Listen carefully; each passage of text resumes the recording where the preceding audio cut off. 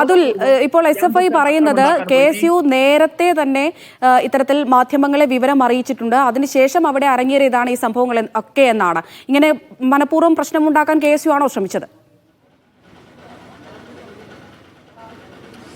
ഇതിൽ മനഃപൂർവ്വം പ്രശ്നമുണ്ടാക്കാനല്ല, ഈ ക്യാമ്പസ് ഒരു ഒളിമറയാണ്. അതായത് SFIയുടെ ഇടിമുറയുടെയും SFIയുടെ ക്രിമിനൽ സംഘത്തെ വാർത്തെടുക്കുന്നതിൻ്റെയും ഒരു ഫാസിസ്റ്റ് കേന്ദ്രമാണ് ഈ ITI. ആ ITIയിലെ കഥകൾ ഇത്രയും നാളും ആരും അറിയാതെ പോയി. ഈ ITI ക്യാമ്പസിനകത്തുള്ള ഏറ്റവും ക്രൂരമായിട്ടുള്ള പ്രവർത്തനങ്ങൾ ഈ പൊതുസമൂഹം ആരും അറിയാതെ പോയി.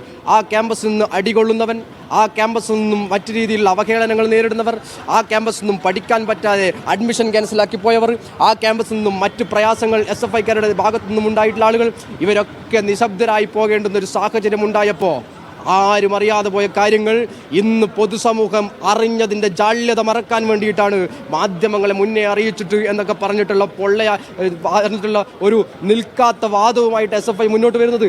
മാധ്യമങ്ങൾ അറിഞ്ഞാലെന്താ? അങ്ങനെ KSU നേതാക്കന്മാർ ക്യാമ്പസിനകത്ത് ഒരു വിഷയത്തെ അഡ്രസ്സ് ചെയ്യാൻ പോകുമ്പോൾ മാധ്യമങ്ങൾ അറിയുന്നതിൽ എന്താ തെറ്റ്?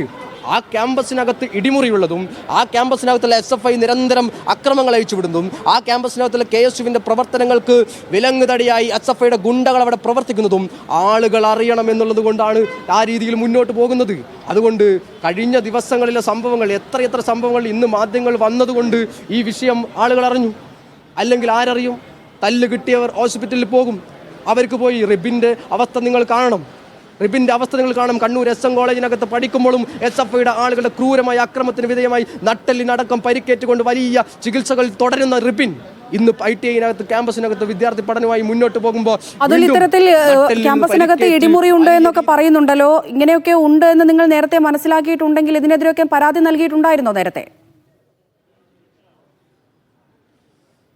തീർച്ചയായും ഞങ്ങൾ പ്രിൻസിപ്പളോട്, ഉത്തരവാദിത്തപ്പെട്ട ആളുകളോട്, KSUവിൻ്റെ യൂണിറ്റ് കമ്മിറ്റി അടക്കം എത്ര കാലമായി പറയുന്നു, എത്ര ദിവസങ്ങളായി പറയുന്നു. അവിടുത്തെ ഗുണ്ടകൾ, റിമാൻഡിലായി പോയ ഗുണ്ടകൾ, ആ ഗുണ്ടകളെ ക്യാമ്പസിൽ നിന്നും പുറത്താക്കാൻ വേണ്ടി പറയുന്നു.